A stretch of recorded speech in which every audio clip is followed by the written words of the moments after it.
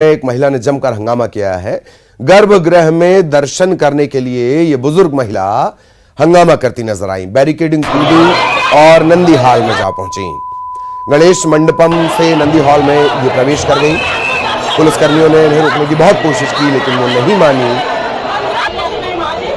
और इनकी जिद के चलते मंदिर में काफी देर तक हंगामा चलता रहा। गर्भगृह में दर्शन के लिए ये सारा बवाल हुआ। ये देखिए बैरिकेडिंग ये लांग गई। पुलिस वाले इनके पास आए, समझाया पर ये नहीं माने।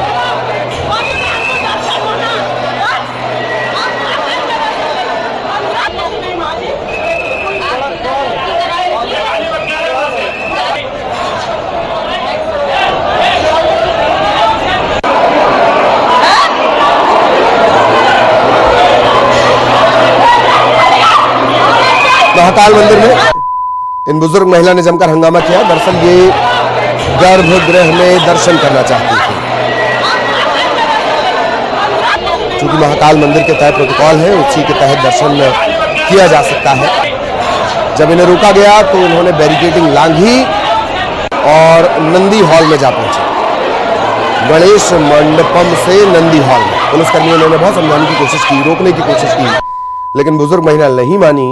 पुलिस वालों की बात उन्होंने नहीं मानी। इनकी जिद के चलते मंदिर में थोड़ी देर के लिए अफरा-तफरी की स्थिति बनी, हंगामा भी हुआ और आखिरकार ये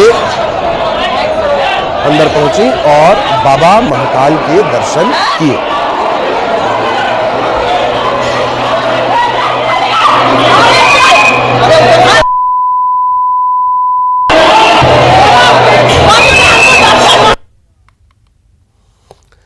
और अब भोपाल से बड़ी खबर। मध्य प्रदेश में विधायकों का वेतन भत्ता बढ़ सकता है। जल्द इस बात का ऐलान हो सकता है। 7 साल बाद वेतन भत्ता बढ़ेगा। वर्तमान में 1,10,000 का वेतन भत्ता है और भूतपूर्व विधायकों की पेंशन समेत अन्य सुविधाओं में भी बढ़ोतरी हो सकती है। लंबे अरसे से इसकी डिमांड की जा रही थी। मध्य प्रदेश में जल्द विधायकों का वेतन भत्ता बढ़ सकता है। फिलहाल 1,10,000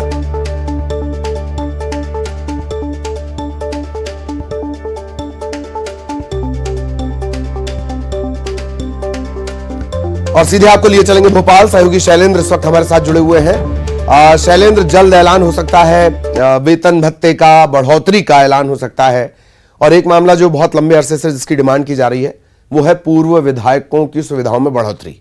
शैलेंद्र। बिल्कुल ललित, जिस तरीके से लगातार जो पूर्व विधायक हैं वो भी वेतन भत्ते बढ़ाने की मांग कर रहे हैं और हाल ही में जिस तरीके से अभी जो वर्तमान अध्यक्ष हैं उनके द्वारा पूर्व विधायकों का सम्मेलन भी बुलाया गया था, उसमें भी इस मांग को पूर्व विधायकों ने उठाया था कि उनको जो वेतन भत्ते और सुविधाएं मिलती हैं वो नाकाफी है, इसलिए उनके वेतन भत्ते और सुविधाओं में बढ़ोतरी की जानी चाहिए। और रही बात वर्तमान विधायकों की, तो वर्तमान विधायक भी लगातार कई सालों से अपने वेतन भत्ते बढ़ाए जाने की मांग कर रहे हैं। हालांकि विधानसभा अध्यक्ष ने इस सब को लेकर एक कमेटी भी बनाई है। जो बीजेपी के वरिष्ठ विधायक है केदारनाथ शुक्ला, उनकी अध्यक्षता में ये कमेटी बनी है। उसकी एक प्रारंभिक बैठक भी हो चुकी है और उसने ये निर्देश दिए कि आसपास के जो प्रदेश हैं उनमें आखिर किस तरीके से विधायकों को वेतन भत्ते और सुविधाएं दी जाती है उनका आकलन किया जाए और वो रिपोर्ट जो है वो कमेटी ने मांगी है ताकि उसके आधार पर ही आगे की जो कार्रवाई है उसको अंजाम दिया जा सके। हालांकि जिस तरीके से अभी हाल ही में सदन में मध्य प्रदेश के मुख्यमंत्री शिवराज सिंह चौहान ने विधायकों की विधायक निधि स्वेच्छा अनुदान निधि है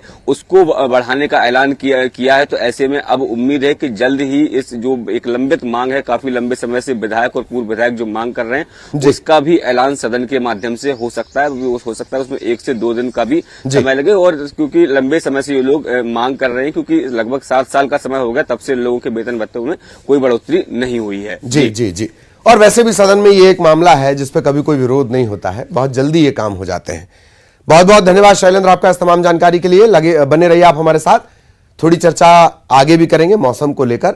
और भोपाल से बड़ी खबर, मध्य प्रदेश विधानसभा का बजट सत्र, विभागों की मांग पर चर्चा होगी। इसके अलावा ओलावृष्टि से हुए नुकसान का मुद्दा भी सदन में उठ सकता है। सदन में लगातार हंगामा हो रहा है। और विपक्ष के तेवर और सत्ता पक्ष की आक्रामकता देखकर लगता है कि यह हंगामा बदस्तूर जारी रहेगा।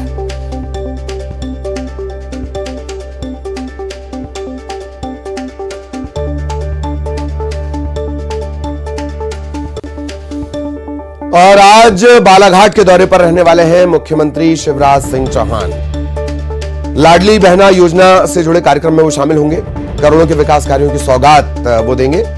बालाघाट के दौरे पर आज मुख्यमंत्री शिवराज सिंह चौहान।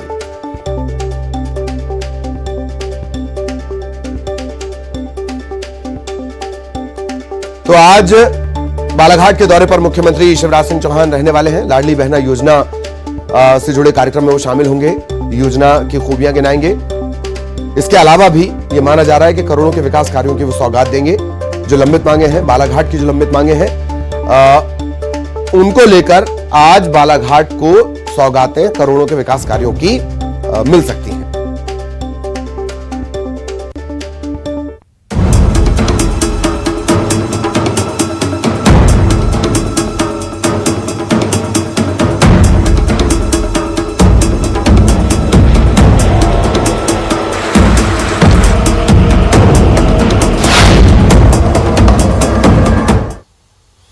और अब बात मौसम की करेंगे। मध्य प्रदेश में मौसम का बिगड़ा मिजाज लगातार जारी है। आज भी कई जिलों में बारिश का दौर रहेगा।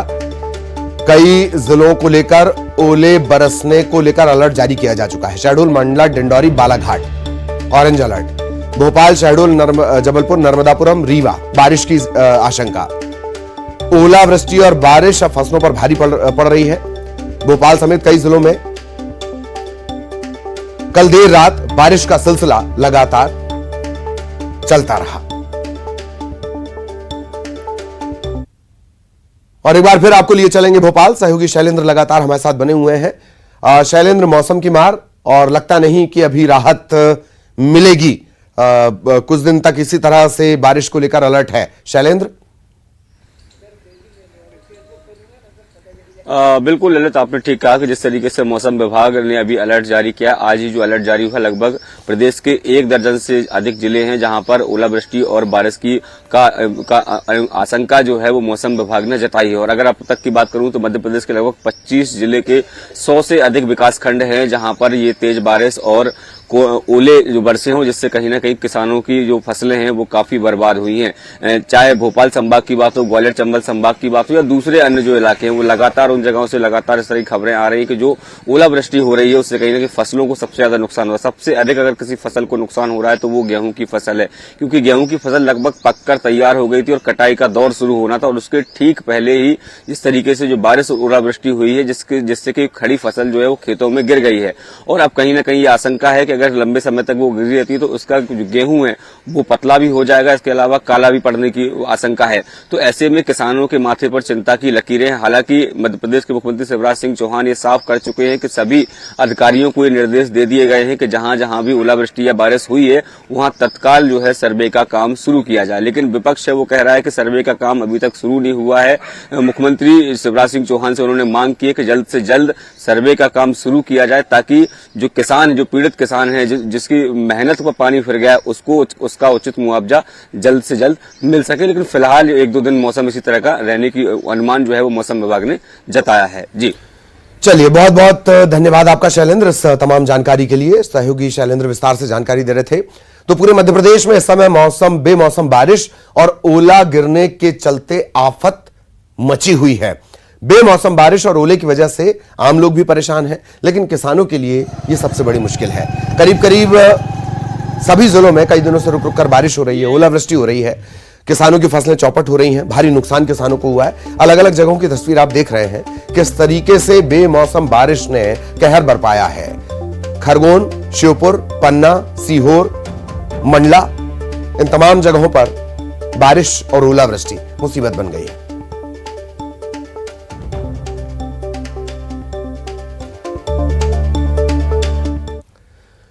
इधर डिंडौरी जिले में भी जमकर ओले गिरे हैं। करंजिया और बगाज इलाके में ओलावृष्टि हुई है और सड़कों पर मानो सफेद बर्फ की चादर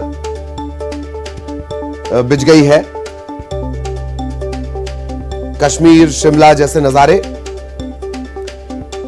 गिरवरपुर गांव की सड़क है ये, ओले की सफेद चादर, बर्फ की चादर बन गई है।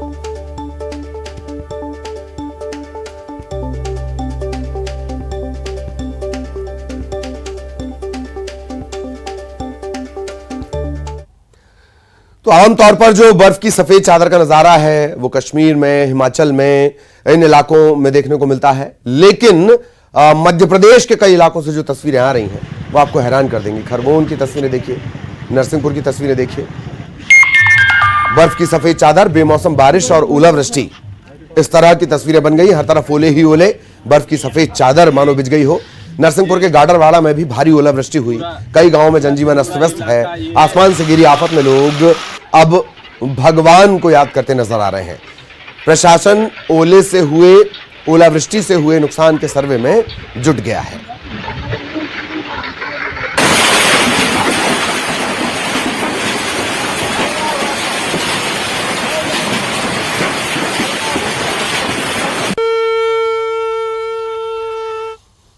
तो मध्य प्रदेश में लगातार शहर शहर बारिश और ओलावृष्टि का जो सिलसिला है वो लगातार चल रहा है। अलग अलग जगहों की तस्वीरें भी आप देख रहे हैं। सतना और सिंगरौली की तस्वीर आपको दिखाते हैं। भारी बारिश हुई, न सिर्फ भारी बारिश बल्कि जमकर ओले गिरे हैं। सतना और सिंगरौली की ये तस्वीरें हैं। बेमौसम बारिश की वजह से किसानों को यहां भी भारी नुकसान। खेतों में जो फसल कट के रखी हुई थी वो पानी में डूब गई है। सिंगरौली जिले में लगातार कई दिनों से मौसम ऐसा ही बना हुआ है। सतना सिंगरौली की तस्वीर है।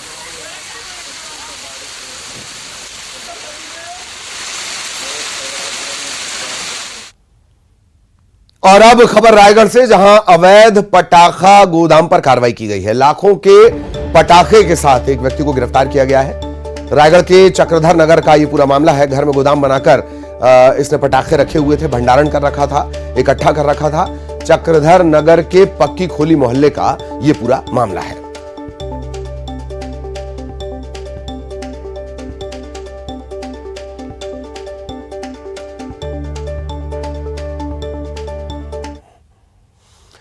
चुनावी साल की सियासी लड़ाई में बदला बदला का शोर जोर पकड़ रहा है। अब पूर्व मुख्यमंत्री दिग्विजय सिंह ने प्रदेश सरकार के मंत्री महेंद्र सिंह सिसोदिया को चेतावनी दी कि अगर कांग्रेस की सरकार आई तो छोड़ेंगे नहीं। गुना की भरी सभा में दिग्विजय सिंह ने तीखे शब्दों में मंत्री को धमकी दे दी। मैं आज इस मंच से पहुंच दे रहा हूं मंत्री को कि अगर मंत्री तो नहीं सुधरा और सरकार कांग्रेस की आ गई तो तेरे को छोड़ेंगे नहीं। क्या समझ लगाएंगे? और वो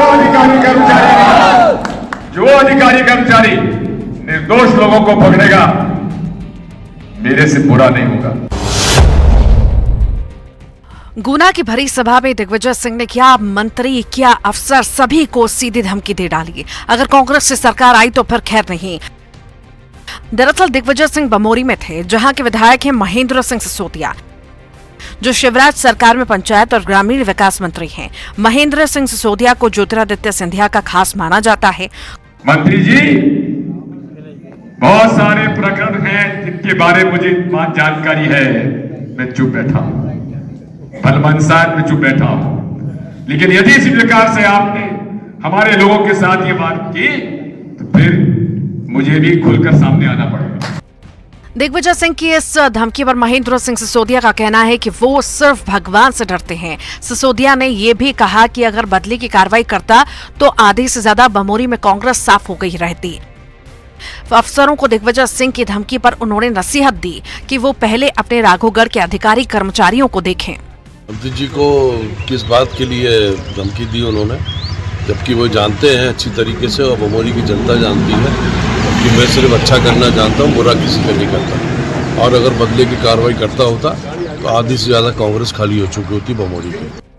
चुनावी साल के सियासी लड़ाई में बदला बदला का शोर जोर पकड़ रहा है। ये पहला मौका नहीं जब किसी नेता ने किसी को धमकी या चेतावनी दी हो। खासतौर पर अफसरों को कांग्रेस के नेताओं से लगातार अल्टीमेटम मिल रहा है।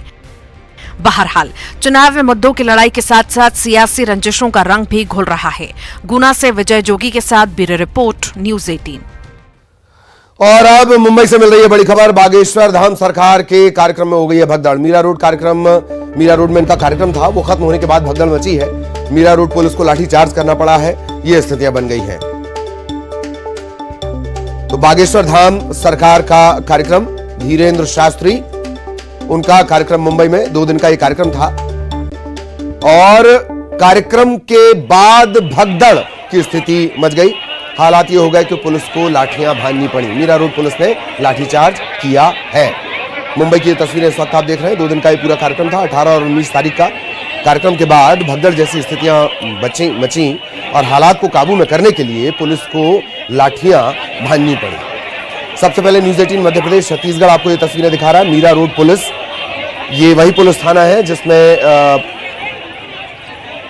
बागेश्वर धाम पंडित धीरेन्द्र शास्त्री के खिलाफ मामला भी दर्ज हुआ था और इसके बाद अब इसी थाने में एक और शिकायत भी दर्ज हुई थी इस कार्यक्रम को लेकर।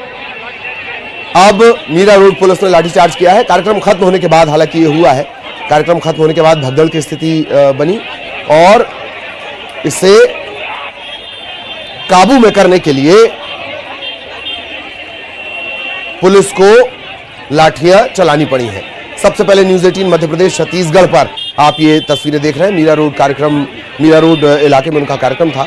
2 दिन का ये कार्यक्रम था कथा का, 18 और 19 तारीख को। इस कार्यक्रम के खत्म होने के बाद क्राउड बहुत ज्यादा हो गया और हालात को काबू करने के लिए लाठियां भांजनी पड़ी। मीरा रोड पुलिस ने ये लाठीचार्ज किया है। मीरा रोड थाना इलाका लगता है, यहीं पर उनका कार्यक्रम भी था और मुंबई से हमारे एडिटर अमित राय साहब इस वक्त हमारे साथ जुड़े हुए हैं। अमित जी, क्या कुछ अब तक जानकारी, क्या कुछ अपडेट इस मामले में? 18-19 का उनका कार्यक्रम था, उसके बाद भगदड़ की स्थिति। जी देखिए, जैसे ही कार्यक्रम खत्म हुआ, लोग जो है, जो कि लाखों की संख्या में भीड़ वहां इकट्ठा थी, 7 गेट बनाए गए थे और निकलते वक्त जो है कुछ भगदड़ सी मच गई और भीड़ को कंट्रोल करने के लिए पुलिस को जो है लाठीचार्ज का जो है सहारा लेना पड़ा। वीडियो में भी आप देख सकते हैं किस तरह से जो है भगदड़ मची हुई है, क्योंकि यहाँ पे इस बड़े पैमाने पे इस कार्यक्रम को रखा गया था 18 और 19 तारीख को, और हमने 18 तारीख को भी देखा था कि जब एंट्री हो रही थी उस समय भी इसी प्रकार की भगदड़ देखने को मिली थी। तो कहीं ना कहीं यहाँ पे पुलिस को जो है लॉ एंड ऑर्डर कंट्रोल करना जो है काफी मुश्किल साबित हो रहा था। और जिस तरह से हमने देखा कि मंच से जो है यहाँ पे पंडित धीरेन्द्र शास्त्री ने पूरी तरीके से ललकारा। उन्होंने फिर से महाराष्ट्र के संतों और छत्रपति शिवाजी महाराज की जय जयकार के साथ अपने कार्यक्रम की शुरुआत की और एक बार फिर से हिंदू राष्ट्र की गूंज उठाई। और उन्होंने ये भी कहा कि माया नगरी मुंबई को माधव नगरी जो है बनाना है। अब महाराष्ट्र इकलौता ऐसा राज्य जिसके नाम में महा लगा हुआ है। तो उनका साफ तौर पे कहना है कि विरोधी कुछ भी कहते रहे, लेकिन हमें लगातार आगे बढ़ते हुए जाना है। और इसी प्रवचन को सुनने के लिए लाखों की संख्या में लोग वहां इकट्ठा थे और निकलते समय जो है काफी भगदड़ मच गई और पुलिस को कंट्रोल करने के लिए लाठीचार्ज का सहारा लेना पड़ा। जी जी, बहुत बहुत शुक्रिया अमित जी, बातचीत, जानकारी और विश्लेषण के लिए। इधर सीहोर में बॉडी बिल्डिंग प्रतियोगिता का आयोजन किया गया और होशंगाबाद के रहने वाले मिर्जा जमाल ने मिस्टर एमपी का खिताब अपने नाम किया। इस प्रतियोगिता में 22 जिलों के 145 बॉडी बिल्डर पहुंचे थे। प्रतियोगिता के दौरान बारिश का सिलसिला जारी रहा। बारिश के दौरान भी प्रतियोगिता को देखने के लिए हजारों की संख्या में लोग मौजूद रहे।